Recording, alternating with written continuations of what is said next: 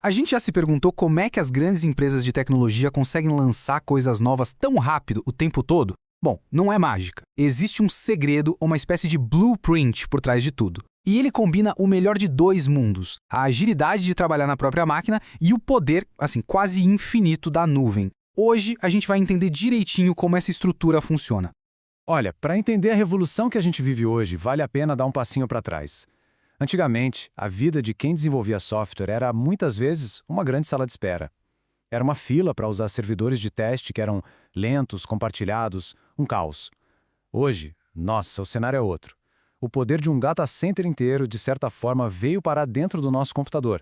O grande problema daquela época era o gargalo. Pensa só, cada pequena mudança no código tinha que viajar para um servidor remoto só para ser testada. E esse servidor era lento, todo mundo da equipe queria usar ao mesmo tempo, e o pior de tudo, quase nunca era um espelho fiel do ambiente de produção.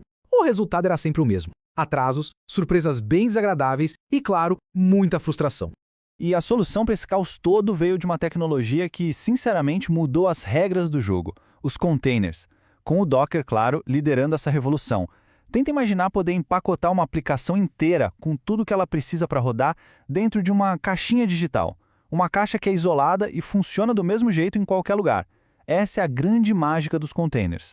E com isso, uma das frases mais famosas e até infames da programação ganhou um significado completamente novo.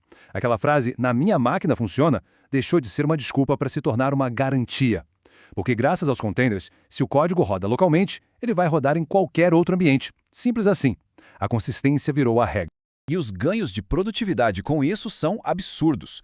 O ciclo de feedback fica instantâneo. Uma alteração no código aparece na tela em questão de segundos. É o famoso hot reload. Dá para ter uma cópia idêntica do banco de dados dos outros serviços, tudo rodando ali, na sua máquina, sem depender de conexão de rede. A velocidade do desenvolvimento simplesmente dispara. E é assim que a gente chega no que hoje é o padrão ouro da engenharia de software moderna. O desenvolvimento acontece na velocidade da luz, localmente, os testes de qualidade, ou QA, rodam na nuvem, e o produto final escala para milhões de pessoas, também na nuvem. E quem é o maestro que rege toda essa orquestra complexa? Uma ferramenta chamada Kubernetes. Vamos ver como isso funciona na prática, no dia a dia. Primeiro, o código nasce na agilidade da máquina local. Depois, ele é enviado para um ambiente de QA, lá na nuvem, que é um espelho da produção, onde ele vai amadurecer e ser testado. E, finalmente, quando está tudo certo, ele é promovido para o ambiente de produção, que é onde a mágica acontece para todo mundo ver. Esse ambiente de QA é o ponto-chave da história toda. Pense nele como um espelho mesmo, ou um mini-me da produção. Ele usa exatamente as mesmas configurações, as mesmas regras de segurança, tudo igual. A única diferença é que ele opera com menos recursos, com menos potência, o que permite validar tudo com precisão, mas sem gastar uma fortuna. É genial.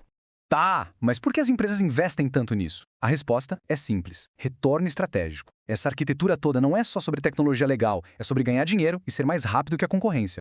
E o retorno desse investimento é muito claro. Ao tirar a maior parte do desenvolvimento da nuvem, os custos com servidores parados, ociosos, caem drasticamente. E com ambientes que são padronizados do começo ao fim, o tempo para entregar algo novo para o mercado, o tal do time to market, diminui muito. É uma otimização que impacta o negócio como um todo. Mas é claro que nem tudo são flores. Todo esse poder vem com um preço, e o preço aqui é um desafio bem significativo: a complexidade. A curva de aprendizado para dominar tudo isso é bem íngreme. Então, qual é o lado ruim disso tudo? Onde é que a conta chega? O desafio está bem aqui. Para esse fluxo todo funcionar, não basta mais só saber programar. A pessoa precisa entender de Docker, de Kubernetes ou K8s, como a gente chama, precisa manjar de redes virtuais, de gerenciar memória e CPU, e até saber como investigar um problema no meio de toda essa orquestração. É uma carga cognitiva bem grande, especialmente para quem está começando na área. Mas e se a gente pensar nessa complexidade de outro jeito? E se ela não for apenas um obstáculo? Porque superar essa barreira traz uma recompensa que vai muito além da tecnologia. A verdadeira vitória aqui é uma transformação profunda na cultura da equipe. O modelo antigo criava muros. De um lado, o time que fazia o código. Do outro, o time que cuidava da infraestrutura. O modelo moderno vem e derruba esses muros. Todo mundo passa a falar a mesma língua, que é a língua dos containers, do Kubernetes. É uma unificação. Com isso, quem desenvolve o código passa a ser dona do ciclo de vida inteiro da sua aplicação. Essa ideia de ownership, de responsabilidade, é o coração da cultura DevOps. A barreira entre desenvolver e operar simplesmente some, e isso gera muito mais autonomia e agilidade para todo mundo. E isso tudo nos leva a uma pergunta final. Essa complexidade toda é só um obstáculo, um preço que a gente tem que pagar?